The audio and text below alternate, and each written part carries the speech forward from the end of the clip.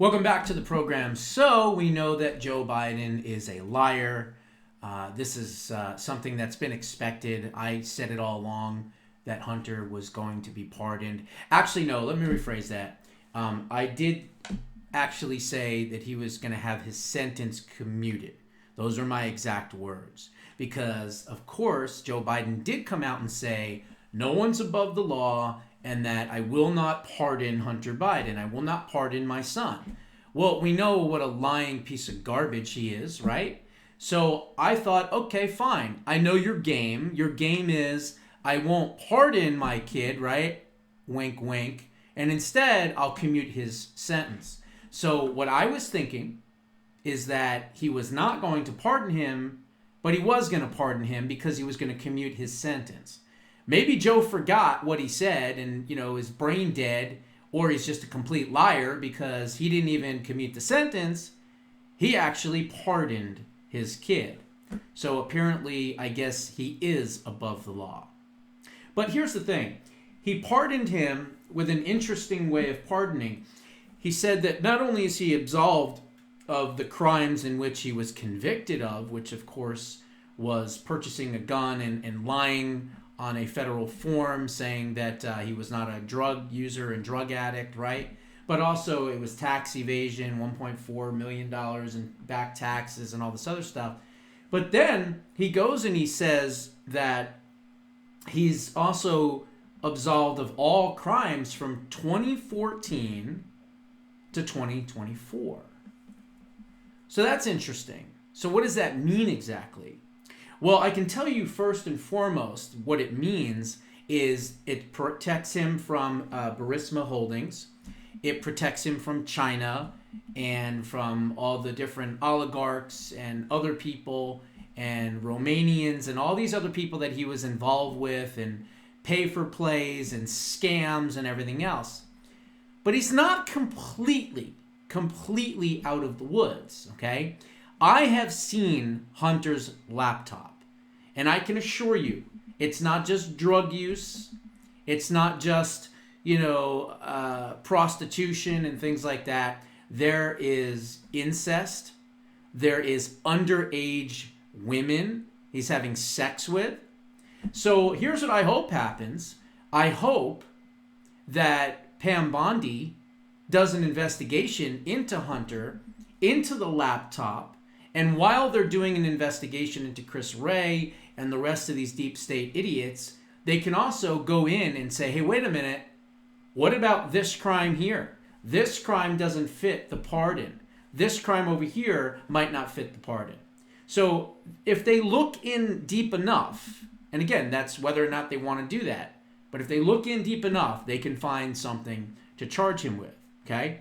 Now, number two, according to the great Mike Davis, which is why I have, mentioned him as a possible FBI director, I still want to see him do something with the FBI, maybe helping Kash Patel clean out the FBI or whatever it may be, or the Department of Justice. He is a valuable asset. And he said that now that Hunter Biden has been pardoned, not having his sentences commuted, but actual full pardon, you know what that means? That means he can no longer, by law, do the Fifth Amendment. He can no longer plead the Fifth Amendment during questioning because he was pardoned. So let's just say that the House Republicans decide to bring him back in for questioning about the Biden crime family. Well, he cannot sit back and say, I plead the Fifth anymore because he's been pardoned. So what does that mean? Well, there's two things. He could refuse to testify, but yet if he refuses to testify, guess what that means? That means that he can be held in contempt of Congress and he can go to jail. Now, is it going to be 10, 15, 20 years? No, of course not. It's going to be 4 months. It'll be the same thing that happened to Steve Bannon, who refused to testify under a congressional subpoena, right? So worst case scenario, he's looking at 4 months because I'm sure they're going to drag him in to talk about the Biden crime family. And remember, he can't plead the Fifth now. So if he doesn't testify, then he can go to jail for 4 months. So he's not 100%, not 100% out of the woods yet, but we'll see. As far as the crimes with Burisma and money laundering and all the other stuff, yeah, hey, sorry. It's the power of the presidency, whether it was legitimate or not. We know that it wasn't in Biden's case, but he has the power to pardon. He has the pardon power, and President Trump will have it here pretty soon as well. And there's really nothing we can do.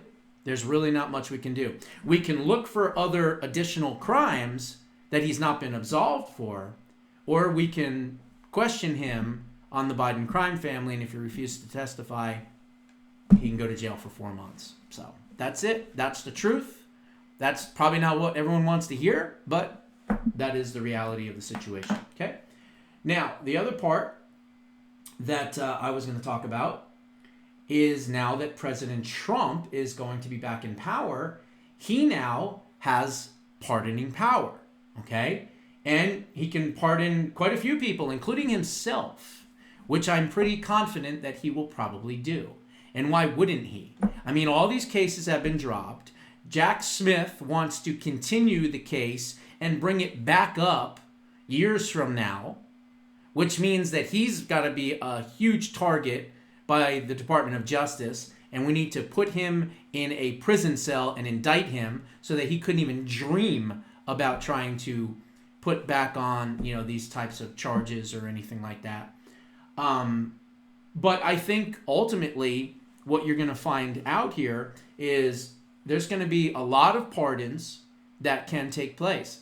I want to see every single person that had to do with anything with January 6th pardoned, 100%. I don't believe there are certain circumstances that shouldn't have pardons and some should. And the reason is very simple, because it never was an insurrection. Never.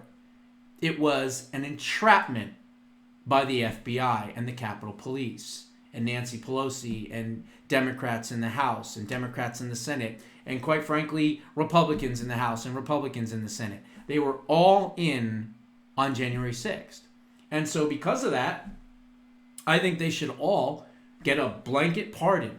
But for some reason, President Trump is not planning on doing that. Is he going to pardon the majority of them? I would assume he would, yeah.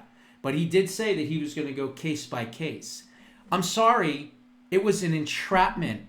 It was a Fedsurrection. There is no case-by-case basis as far as I'm concerned. And so it should be a 100% blanket pardon for all of them. And it's sad. Here we are coming into Christmas, and these people have missed out on family. They have missed out on the most formative years for their children. Their children are now getting older and bigger, and they don't even know who their father is. It's not just the political prisoners. What about the family? What about the wives? What about the mothers? What about the sisters? What about, the friends of the family and all these other people that are affected by our lawless, out of control, communist government? So please think about them this Christmas. People like Tina Peters, that sadly is rotting away in a jail cell for something that is not a crime, number one. And number two, Jenna Griswold did 100 times worse, and yet that crazy-eyed bitch is still walking around. So anyway, we'll see what happens. He's going to do some pardons right off the bat.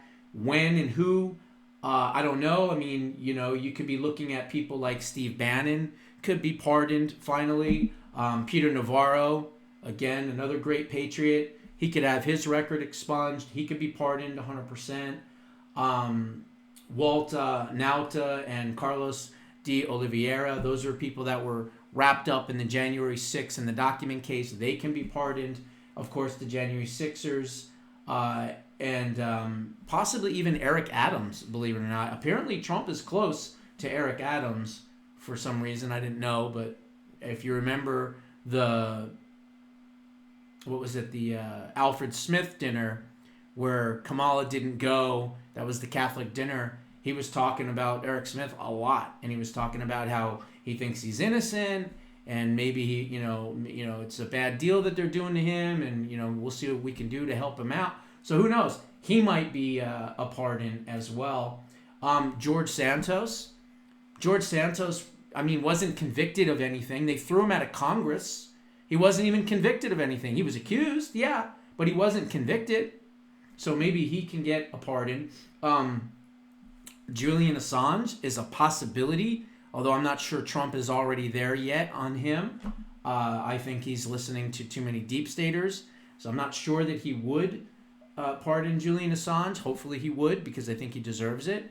Possibly Eric Snowden would be another one that I think was a patriot for what he did, exposing the PRISM program, showing how the deep state operates and how they're working with AT&T and Verizon and Google and Amazon and all these other different companies, and how they're spying on Americans and spying on foreign leaders. I mean, the PRISM program was a pretty big deal.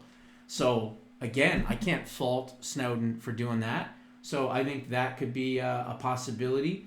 And then, quite frankly, why on earth is any of these people involved with Enrique Tarrio and the Proud Boys? Why are they rotting away in a jail cell? Because why? Because they were set up by the FBI with false crimes and everything else. So look, there's a lot of things that we need to push for, because a lot of these people should be pardoned because they're innocent. And this is one of the worst times in prosecutorial history for the United States government, going after its political adversaries in the 2-tier, million-tier, trillion-tier, bazillion-tier justice system. And so that needs to change as well. So we'll see what happens. And then lastly, this. Interesting story. Something that I normally wouldn't even have brought up, but I just thought it was kind of cool. Apparently, there are 5 treasure chests worth more than $2 million that have been hidden across the United States. There's 5 treasure chests that have been hidden across the United States. And some people are talking about it, some people are not. But I just thought this was really, really interesting to do. So let's see. Here it is. Let's see. Where is it? Inspiration. So it was based on a book. What does it take to channel the spirit of Jacques Cousteau and search for secret treasures? For John Collins Black, this question sparked a thrilling journey that led him to hide 5 treasure chests across the United States. In his new book, There's a Treasure Inside, he offers hints for eager treasure hunters, sending them on an expedition to find hidden chests with a combined prized value of more than $2 million. So let's see. By 2015, the successful musician and entrepreneur was looking for a change of pace and envisioned a project that would help him reconnect with his younger imagination.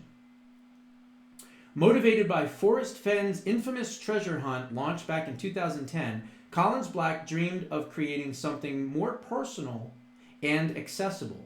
Instead of Fenn's single chest hidden in the Rocky Mountains, Collins Black envisioned multiple troves, allowing every person across the country the opportunity to be in close proximity to one of these treasures. I wanted to have the chests spread out to give people the optimistic and adventurous possibility, he said.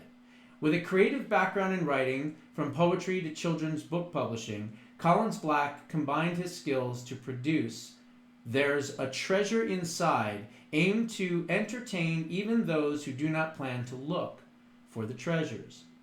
The Search. Let's see here. Each chapter contains detailed clues leading to one of the 5 treasures.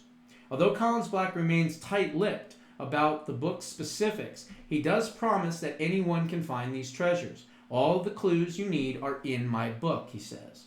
To protect the integrity of the search, Collins Black worked with a few strategists and editors as possible to avoid any hints leaking to the public. He even decided to keep the treasure locations secret from his own wife. I couldn't really consult with other people because I didn't want them to have that burden, he said. With no clear blueprint for such an ambitious project, he experimented through trial and error, carefully programming the difficulty of the clues. There's a Treasure Inside has already created buzz, with thousands of participants gathering on discussion channels such as Discord to share their theories. Many are even convinced they have pinpointed the states where these treasures are located. So these are some of the treasures. I don't want to go through all of them, but so one of them is Jacqueline Kennedy Onassis's sapphire and diamond brooch during her time in the White House. So that's one of them. Let's see if there's another one here. Is there a couple more? Michael Jordan's rookie basketball card was another. Let's see. A painting by Pablo Picasso signed by the artist. A note that George Washington sent to John Adams. A diary from Amelia Earhart. And the Jackie Onassis. So those are some pretty interesting things. I brought it up just because some people are starting to talk about it, and I don't know. I don't know where these treasures are. I don't know anything about this book. Maybe you've heard about it. I'm not sure. But I think it's an interesting concept to basically have these things and then just bury them somewhere in the United States and like leave clues. I mean, it could almost be like a TV show, right? Where you have contestants and you give them, I don't know, let's say you give them 30 days to find, the treasures, and you give them like a total of 5 clues, and then you just let them go. And if they can't find it in 30 days, then they lose out, and you bring in another 10 people and you give them 5 new clues. I mean, you could almost create like a whole series on it. But anyway, so I thought that was pretty interesting. But look, the bottom line is this, okay? January can't come soon enough. A lot of these leaders understand that the sheriff is back. They are bending over backwards now to get into President Trump's good graces, from the Mexican president, the female Mexican president, who, by the way, is a Jewish woman. Very strange. And then you have, of course, kissing the ring at Mar-a-Lago with Castro's son just the other day. And now he's come out against BRICS and China, saying, you're not going to mess with the dollar. And so a lot of these countries and a lot of these organizations are buckling, and they're saying, this is not Joe Biden anymore. We can't take advantage of the United States of America anymore. The sheriff is back, and thank God he is. Those are my thoughts. What are yours? Put them down in the comments below. We'll see you in the next one.